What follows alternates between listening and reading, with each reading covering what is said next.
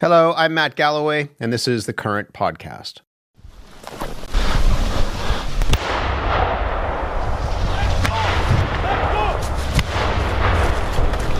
Let's go, guys! Move, move, move! The sounds of the front line of the war in Ukraine, of a unit of foreign fighters coming under fire from the Russians and making a hasty, desperate retreat. That unit includes a Canadian, a soldier known as Shadow. Go, go! No, no, no! Where's Shadow? David! Let's go, Shadow! Move, move! Wait. The unit made it to safety, but for Shadow, it was a very close call. The CBC's David Common has been following Shadow's story with access we don't often get to the front lines of that war. David, good morning. Good morning. Tell us a little bit more about what we just heard. It is that rare window, Rebecca, into the war from the eyes of a Canadian. So as you say, Shadow is his name. It's his nom de guerre. We're not identifying him by his actual name because all of these people who are over there are worried, what happens if the Russians capture me? There's all this stuff all over social media and traditional media. They worry about how that would be used against them. But this was an extremely close call. Just listen to how he describes it. We were fighting all summer long, and on the last mission, I got hit. Basically, it was a mortar round, 120 caliber mortar round, which fell right beside us, right? And yeah, it took me out right away. David, how is he now? Very seriously injured. We were speaking to him in a Ukrainian hospital where he's being treated. He's had a number of surgeries. You know, when he was on the battlefield, he was bleeding out. And it was the quick action of others that ultimately saved his life. Even as they continued to be under sustained mortar and gunfire over that entire time. The way that we know about this is partly because of his account when we spoke to him. And there is this videotape that recorded the entire incident. And that's some of the sounds that you're hearing. In it, he is in this foxhole dug into the forest ground in Ukrainian territory, very close to the Russians. And the recording is continuing, a recording on a body-worn camera from his battlefield commander. We'll talk more about what actually happened on the battlefield, but tell us more about who he is, why he's there. Right. So we first met him a couple of years ago, very early on in this chapter of the war. He's 34 years old now. He was a soldier with the Canadian Armed Forces. He's from Sherbrooke, Quebec, had all of the infantry training you would expect. And after his time with the Armed Forces was complete, this war in Ukraine kicks off. And he says, you know what? There is a fight that I could be useful in. And he, like hundreds of others in this country, traveled to Ukraine to do what they could, to bring their skills to bear. When we first met him, he was a case study, frankly, in PTSD. He had just witnessed some of the most intense, most dangerous battles at the very beginning of the war. That's when those Russians were en masse trying to get into Kyiv, taking those surrounding communities. There were bodies everywhere. There were mass graves. He saw action in places like Irpin. And we have stayed in touch with Shadow over the years. He sort of joined the International Legion officially, so he's no longer just some random fighter there. And he has had a number of rotations on the most front of front lines. So where was he this last time? So he was in the Donbass. This is an area that Russia is putting a lot of resources and pressure on Ukrainian forces. Unfortunately for the Ukrainians, that Russian pressure is working. The Russians are making slow progress in what is a meat grinder of a war. You know, people on both sides are being killed in huge numbers. And I hate to say it like this, I am in some ways amazed Shadow is still alive, given the number of people who have been killed doing missions like he has done. This was a 3-month combat rotation, meaning you're on the front lines basically for 3 months. This was the last patrol of that rotation. He was supposed to take a break like the next day, maybe go back to Quebec, see his family. They're, of course, worried about him. And then 5 o'clock in the morning, things go badly. The goal was to go into a forest full of Russians, set up defensive position, and then defend our position when the Russians try to assault. But maybe we started walking maybe 15 minutes, but now everyone became under mortar fire at that point.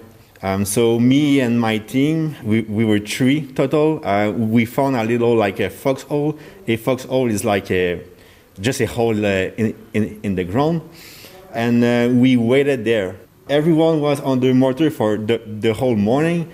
So during the whole morning, we could not move. Basically, the forest is blowing up around them. The trees are splintering, and those splinters are going at explosively fast force, as well as metal from the mortar itself. You cannot exist outside when these are landing. You have to get as low as possible into the ground as much as you can. And remember, he is doing this while 2 other foreign fighters who were with him are severely concussed, trying to keep him alive in this tiny little hole. He's now got a traumatic brain injury. The shrapnel, he doesn't know this at this point, has gone into his lungs, into his liver, and just shattered his left arm. Somehow he remembers the details of this vividly. My friend put one tourniquet on me, and then after that, the bleeding keep going, so he put 2 tourniquets. They bandaged my hand, and then they made it like a triangular bandage around my neck and stuff. And at some point, I remember I wanted like to sleep, just like a little nap. And they were like, "Hey, stay with us." It must have been an incredible pain. Yeah, unimaginable. I mean, you talk about when a tourniquet is put on properly, it's proper when the person starts screaming. That is the level of pain required to actually shut down the blood so that someone doesn't bleed out and die. And he's doing all of this with no morphine. There is morphine on the battlefield, but the medic who has it is in another foxhole, pinned down, can't get to him. You said there was also video of what happened in that foxhole. What else can you piece together from that? Right. So it is quite something just to see the constant frenzy of activity. And it's all captured by this camera on the unit commander's body. I can describe it to you. Better just to listen to it. Right now, Shadow, you have some small problem with your finger. Oh, that's not good. Oh, Konyo, I love you, bro. Yes, I love you too. I love you too. Everything is okay. I mean, just think about that in that moment. I love you is coming because Shadow thinks he's dying. And the medic who is there is doing everything he can to make the situation seem normal and calm and reassuring. Yeah, hearing how calm the medic is, it speaks to the training, I assume. Who exactly was there in that foxhole with Shadow? Yeah, so the voices may sound funny, and that's because they're intentionally distorted again in order to protect their identities. But it is the medic telling somebody else to bandage him. The key, though, is he has got to get quickly to high-level care, and you start to hear the medic talking about that. We need to prepare him for evacuation. Hurry up. Shadow, you need to sit. I know that's difficult, my friend. You need to sit. I know it's painful. I know.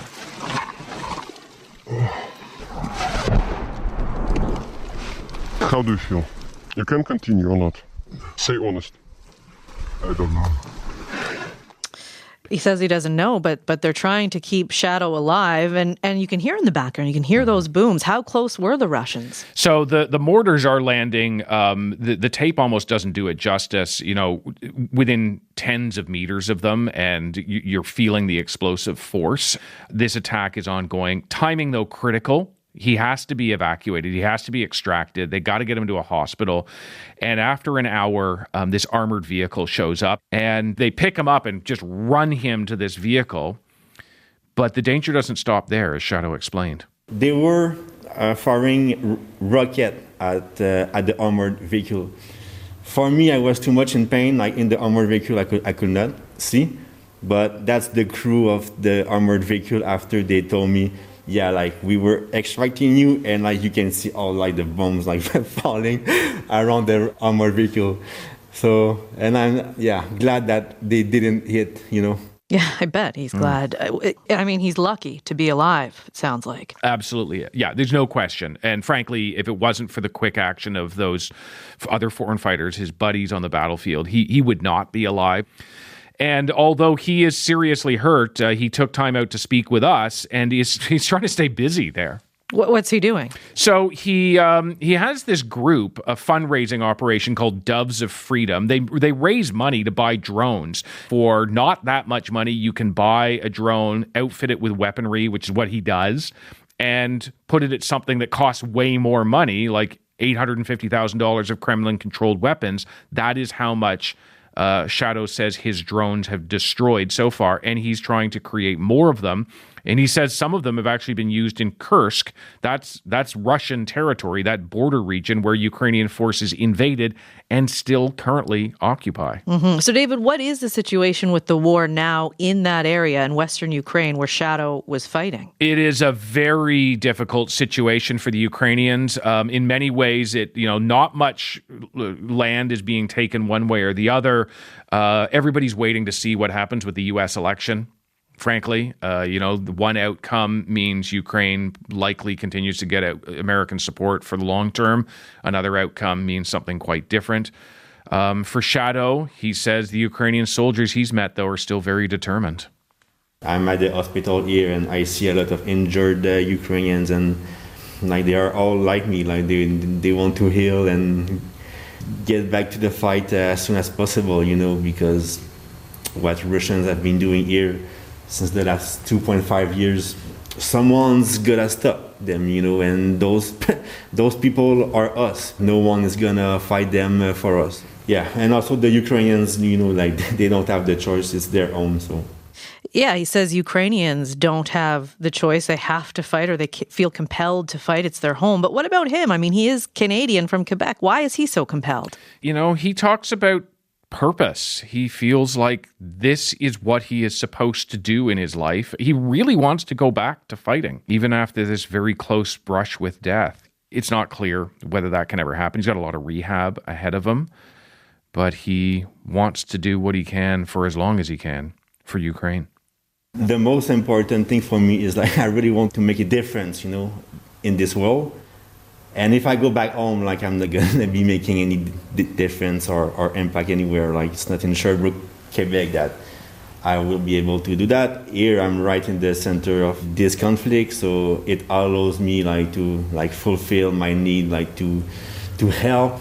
It's the best job I've ever had. Even if it's dangerous and stuff, I am still alive, so that's a plus. It was expected on my part to get either wounded or killed. Luckily, I have only been wounded. What's good is it will be healing, so I will be able to join back the fight again in a few months. It's quite something to hear that. There is the addictiveness of battle that you hear from some soldiers. And there's also just the idea that he doesn't think there's anything else that's happened in his life or will happen in his life that is as consequential as what he has been doing and can do. And he wants nothing more than to be able to continue doing it. Okay, David, an incredible story. Thank you so much for this. Thank you. You can watch David Common's conversation with Shadow tonight and see that chilling video from the foxhole. Wounded on Ukraine's battlefield, a Canadian soldier's story of survival airs on the National at 10 p.m., 9:30 in Newfoundland and Labrador on CBC Television and on CBC Gem.